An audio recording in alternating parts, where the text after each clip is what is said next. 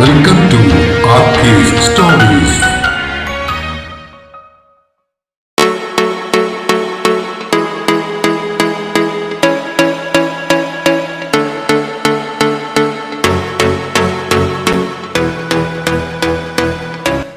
പ്രിയ പ്രണയിനി ഭാഗം 9. രചനയും അവതരണവും രഘുദാസ് കാട്ടുങ്കൽ. നീയേ ആദ്യം ഗൗരിയോട് കാര്യങ്ങളൊക്കെ ഒന്ന് നേരിട്ടങ്ങ് സംസാരിക്കേ. അവളെ ഇഷ്ടമാണെന്നുള്ള കാര്യം നീ ഇന്നേ വരെ അവളോട് പറഞ്ഞിട്ടില്ലല്ലോ? ഇല്ല. ഗൗരിയുടെ വിവാഹം നിശ്ചയിച്ച കാര്യത്തെപ്പറ്റി സംസാരിക്കാൻ വീട്ടിലെത്തിയ ദേവനെ എടുത്തിട്ട് കുടയുകയായിരുന്നു വിശ്വൻ. അപ്പോ തെറ്റ് നിന്റെ ഭാഗത്ത് തന്നെയാ. കഴിഞ്ഞ ദിവസം അനന്തൻ വന്നിട്ടുണ്ടായിരുന്നു എന്നല്ലേ പറഞ്ഞത്? അവന്റെ വല്യച്ഛനും അപ്പച്ചിയും കൂടി നിർബന്ധിച്ച് കാണും സജീവനുമായിട്ടുള്ള ഗൗരിയുടെ വിവാഹം നടത്താൻ. അവളാന്നെ സ്വന്തമായിട്ട് ഒരു അഭിപ്രായം പറയാൻ പോലും ധൈര്യമില്ലാത്ത പെണ്ണ. അത് നീ മനസ്സിലാക്കേണ്ടതായിരുന്നു ദേവ. വിശ്വന്റെ കുറ്റപ്പെടുത്തലുകൾ കേട്ടുകൊണ്ട് ദേവൻ മിണ്ടാതെ ഇരുന്നതേയുള്ളൂ. എടാ, തണ്ടും തടിയും ബാക്കിയുള്ളവരുടെ കാര്യങ്ങൾ നടത്തി കൊടുക്കാൻ മാത്രം ഉപയോഗിച്ചാൽ പോരാ. സ്വന്തം കാര്യം നോക്കാൻ കഴിവില്ലാത്ത നീ എങ്ങനെയാടാ മറ്റുള്ളവരുടെ കാര്യങ്ങളൊക്കെ ശരിയാക്കാൻ പോകുന്നേ? ആര്യടത്തുകാരോട് ചേർക്കാൻ മാത്രമുള്ള വലിപ്പമൊന്നും ഇല്ലെന്നൊരു ഈഗോ പണ്ടേ ഉള്ളിലുണ്ടായിരുന്നു വിശ്വ. മാത്രമല്ല, അനന്തന്റെ പെങ്ങളെ അങ്ങനെയൊക്കെ കാണുന്നത് ശരിയാണോ എന്നൊരു കുറ്റബോധവും. കോപ്പാണ്. എന്നിട്ട് ഇപ്പൊ ആ കുറ്റബോധം പോയോ? ശവത്തി കൂത്തല്ലേടാ. ദേവൻ ദൈന്യതയോടെ വിശ്വനെ നോക്കി. അവനെ കളിയാക്കും പോലെ നീട്ടി ഒന്ന് മൂളിയിട്ട് വിശ്വൻ മേശപ്പുറത്തിരുന്ന പാക്കറ്റിൽ നിന്നും സിഗരറ്റ് എടുത്ത് വിരലുകൾക്കിടയിലിട്ട് കറക്കി. ഞാനൊരു കാര്യം ചെയ്യാം, അനന്തനെ വിളിച്ച് കാര്യം പറയാം. അവൻ പറഞ്ഞാൽ ഗൗരി അത് സമ്മതിക്കും. വേണ്ട. ദേവന്റെ മറുപടി പെട്ടെന്നായിരുന്നു. സിഗരറ്റ് ചുണ്ടിലേക്ക് വെച്ച് കത്തിക്കാൻ പോയ വിശ്വൻ അവനെ തുറച്ചു നോക്കി. ഏട്ടം പറയുന്നത് അനുസരിക്കുന്ന ഗൗരി അല്ലടാ എനിക്ക് വേണ്ടത്, എന്നെ സ്നേഹിക്കുന്ന ഗൗരിയെ. ഇക്കാര്യം ഞാൻ തന്നെ അവളോട് നേരിട്ട് സംസാരിക്കാം. അതാ നല്ലത്. എന്നിട്ട് അവൾക്ക് പറയാനുള്ളത് എന്താണെന്ന് നീ കേൾക്ക്. തീപ്പെട്ടി കൊണ്ട് സിഗരറ്റ് കത്തിച്ച് പുക ഊതി വിട്ടുകൊണ്ട് വിശ്വൻ ജനാലയിലൂടെ പുറത്തേക്ക് നോക്കി. അമ്മ പറമ്പിലൂടെ ഒരു കവുങ്ങിൻ പാളയം വലിച്ചുകൊണ്ട് പോകുന്നുണ്ട്. മൂവാണ്ടൻ മാവനോട് ചേർത്ത് കെട്ടിയിരിക്കുന്ന പൂവാലി പശു അമ്മയെ കണ്ട് കരയുന്നു. നാളെ കാലത്ത് കോളേജിലേക്ക് പോകും വഴി ഞാൻ അവളെ കണ്ടൊന്ന് സംസാരിക്കാം. All the best. പുറത്തെ കാഴ്ചകളിൽ നിന്നും മുഖം തിരിച്ച വിശ്വൻ അവന് നേരെ തന്റെ പെരുവിരൽ ഉയർത്തി ചിരിച്ചു.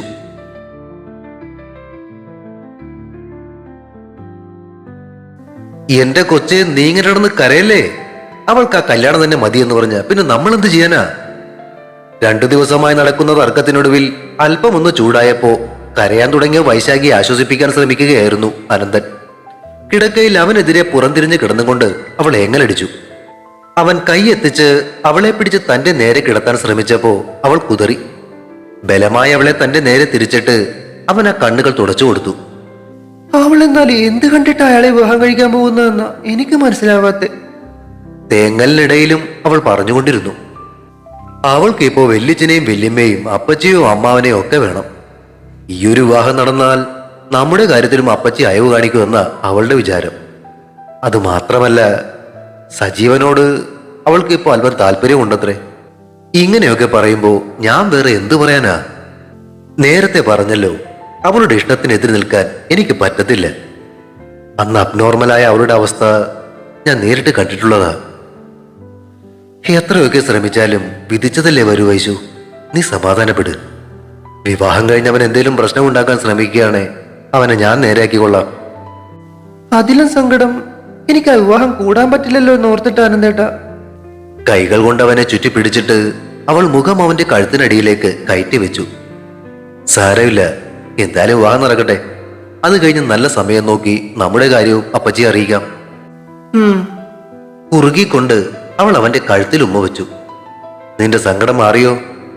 അവളെ ചേർത്ത് പിടിച്ച് ആ നെറ്റിയിൽ ഉമ്മ വെച്ചും കൊണ്ടാണ് അവൻ ചോദിച്ചത്. 2 കണ്ണുകളിലും ഉമ്മ വെച്ചിട്ട് അവൻ വീണ്ടും ചോദിച്ചു, ഇപ്പോഴോ? അതോടെ അവന്റെ ചുണ്ടുകൾ അവളുടെ ഇരു കവിളുകളിലും അമർന്നു. ഇപ്പോ അറിയോ? ഇല്ല. ഇപ്പോഴോ? ചുണ്ടുകൾ കവിളിൽ നിന്നും താടിയിലേക്ക് ഇഴച്ചും കൊണ്ടാണ് അവനത് ചോദിച്ചത്. ഇല്ല. അവളുടെ മറുപടി പാതി ചിരിയിൽ പതിഞ്ഞുപോയി. അവൻ മുഖമുയർത്തി അവളെ നോക്കി. കണ്ണുനീരിന്റെ നനവ് പടർന്ന കൺപീലികൾ ആ നോട്ടത്തിൽ കിടന്നു പിടഞ്ഞു. കീഴ്ചുണ്ട് കടിച്ചുകൊണ്ട് അവൾ കണ്ണുകൾ പൂട്ടിയപ്പോ അവൻ വിരലുകൾ കൊണ്ട് ആ ചുണ്ടിനെ പുറത്തേക്ക് മലർത്തി. അതോടൊപ്പം ആ ചുണ്ടിലേക്ക് ചുണ്ടുകൾ അമർത്തുകയും ചെയ്തു. ദീർഘമായൊരു ചുംബനത്തിൽ അവർ മുങ്ങിപ്പോയി.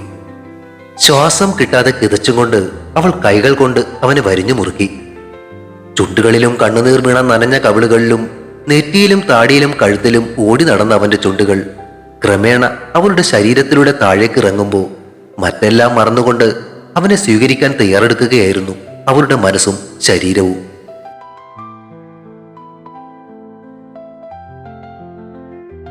കാലത്ത് കോളേജിലേക്ക് പോകാൻ ബസ് കാത്തു നിൽക്കുന്നതിനിടയിലാണ് കല്ലാട്ട് എന്നെഴുതിയ ഓട്ടോ ഗൗരിക്ക് മുന്നിൽ വന്നു നിന്നത്.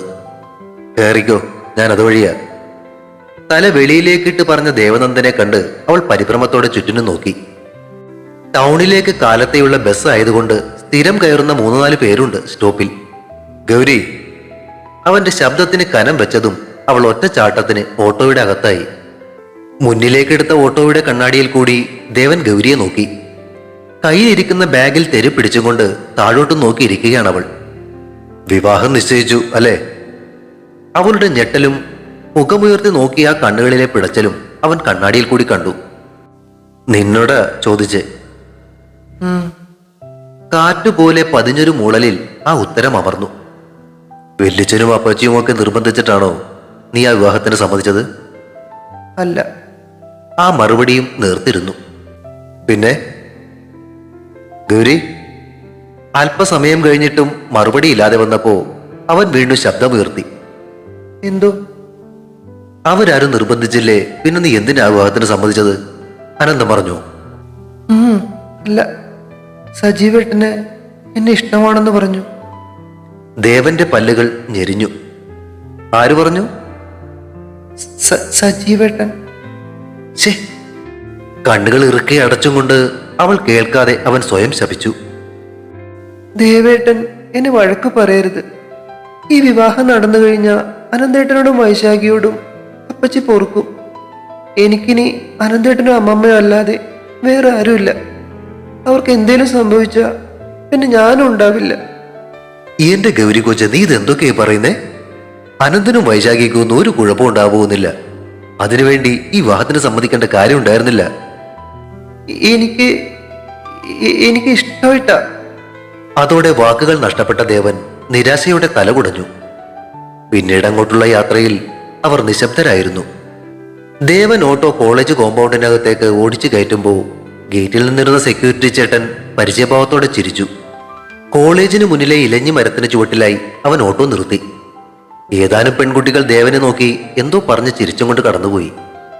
അതിനിടയിലൂടെ പാഞ്ഞുപോയ ഒരു ബൈക്കിന്റെ ശബ്ദം ആ പെൺകുട്ടികളുടെ ചിരികൾക്കുമേലെ ഉയർന്നു. അതിന്റെ പിന്നിൽ നിന്നും ഒരുത്തൻ ആ പെൺകുട്ടികളെ നോക്കി കൈവീശി. ഓട്ടോയിൽ നിന്നും പുറത്തേക്കിറങ്ങിയ ഗൗരി ദേവനെ ഒന്ന് നോക്കിയെങ്കിലും അവൻ അവളെ ശ്രദ്ധിക്കാതെ കണ്ണാടിയിൽ നോക്കി മുടി ഒതുക്കി വെക്കുന്ന തിരക്കിലായിരുന്നു.